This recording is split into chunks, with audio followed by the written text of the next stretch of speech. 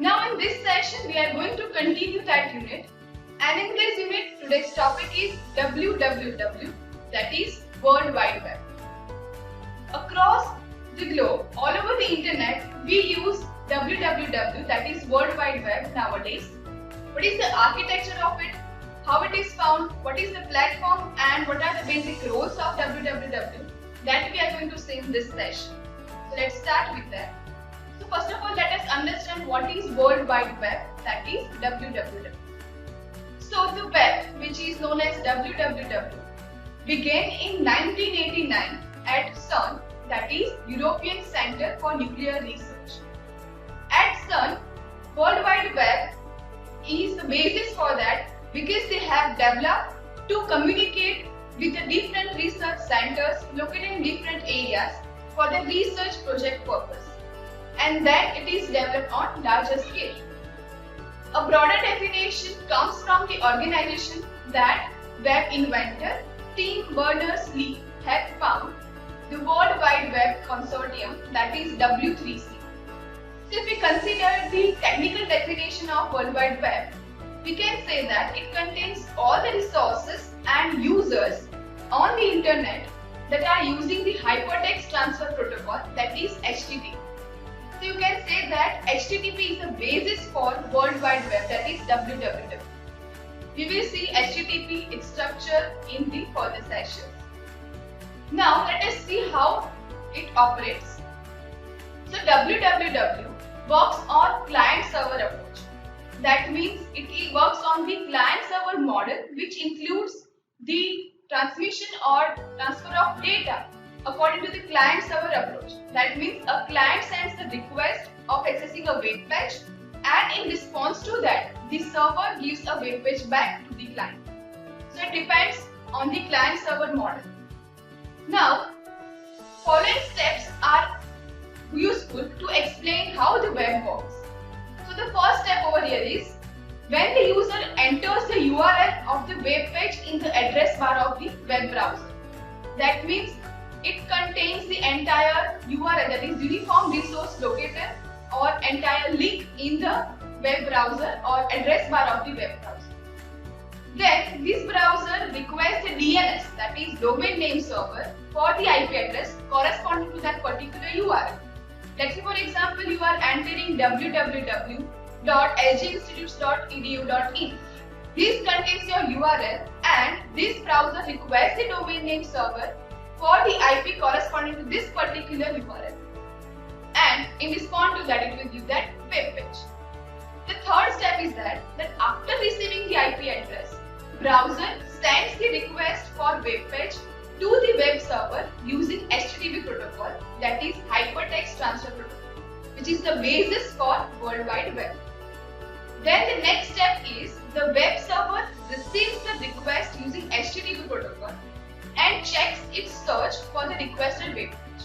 That means it will search for the similar web page of which the request has received, and for that request, that particular web page is returned to the user.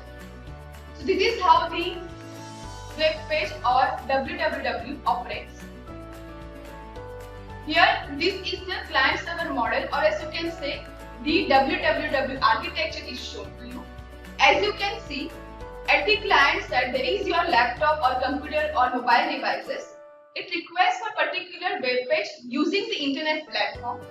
This request for web page goes to the server, and the web server finds for that particular web page, and it responds to that. It will send the HTML file or the web page via the internet to the client back. So this stores the architecture of www based on the client server approach. Now let us see the components of web. So first component of web is URL, that stands for Uniform Resource Locator. So URL serves as system for resources on the web that explains the entire description or the entire link of that particular web page. It will give us the particular web page in response to our request. Second is HTTP, which is again the basis of www, which stands for Hypertext Transfer Protocol. This specifies the communication of browser and server.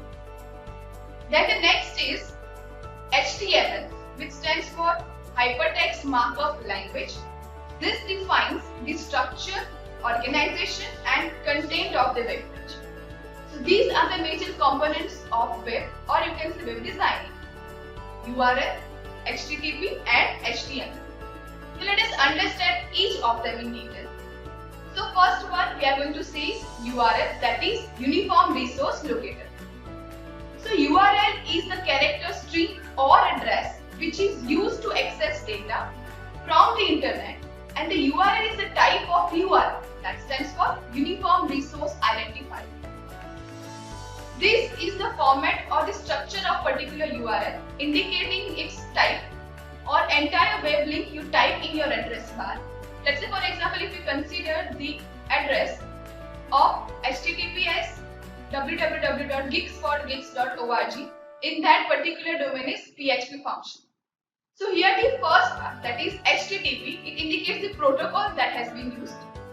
The second, that is the entire ID or web page, indicates the host name, that means to which home page of the website we are going. And the last part indicates the file name, that means on particular that website in which part we are going to search.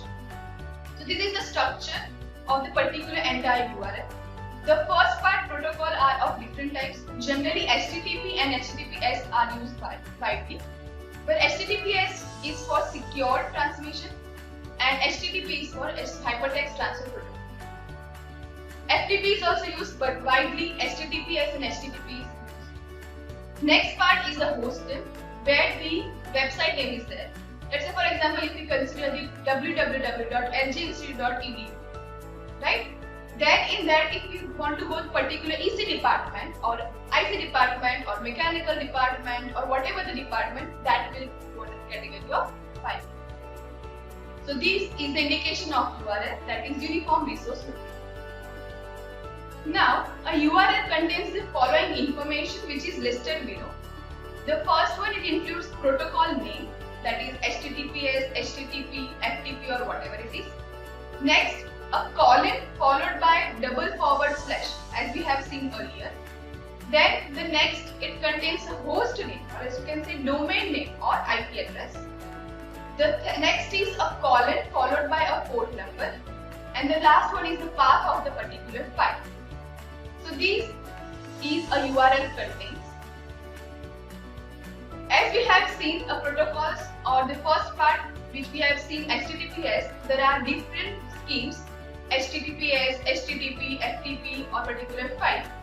So first one, that is HTTP, that stands for Hypertext Transfer Protocol. It is used to request pages from web servers and send them back from web servers to the browsers. Next one is HTTPS, that is for Secure Hypertext Transfer Protocol.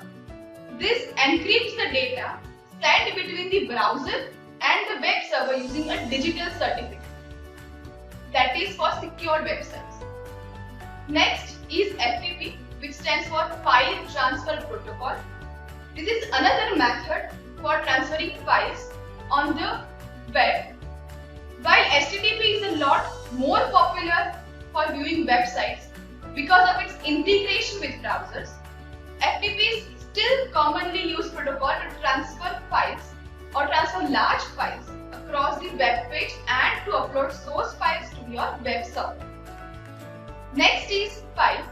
It is used to indicate that a file is on the hard disk or shared directly on the LAN. So these are the different schemes related to URL. Now let us see the next part, that is HTTP, which stands for Hypertext Transfer Protocol. So HTTP is a TCP IP based communication protocol that is used to deliver data. Data may be in terms of HTML files, image files, query, results, etc. on the World Wide Web. So HTTP is the basis of www, which is based on TCP IP communication protocol, where TCP stands for Transmission Control Protocol and IP stands for Internet Protocol. The default port of TCP is 80. As we know that TCP or TCP works on the port numbers.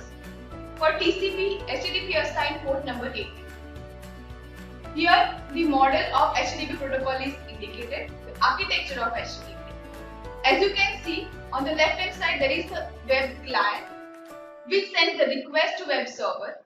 Web server accesses the server side script, and from the database it accesses the website and give it back to the web client. This is how HTTP operates.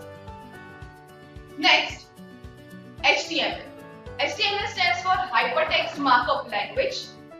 It is a formatting language used to define the appearance and contents of a web page. It allows us to organize text, graphics, audio and video on a web page. If we consider the key points of HTML, that includes the word hypertext, which refers to the text which acts as a link. That means to design any web page, we need to understand hypertext markup language. And the key point of that is the first one, the word hypertext, which refers to the text which acts as a link. Next, the word markup refers to the symbols that are used to define the structure of the text. Then the next is the markup symbols, which tells the browser how to display the text, and often they are called as text. That means your text, how it will display to the users or on the web page, that is defined under the markup symbols. So these are the basic key points of hypertext markup language. And here, if we consider the last key point, it is that the word language refers to the syntax that is similar to any other language. So these are the key points of hypertext markup language, where what hypertext refers to, what markup refers to, or what language refers to. I hope that www World Wide Web is clear to you now. Its components, URL, HTML and HTTPS is also clear. These are the references. Thank you. Thank you for listening.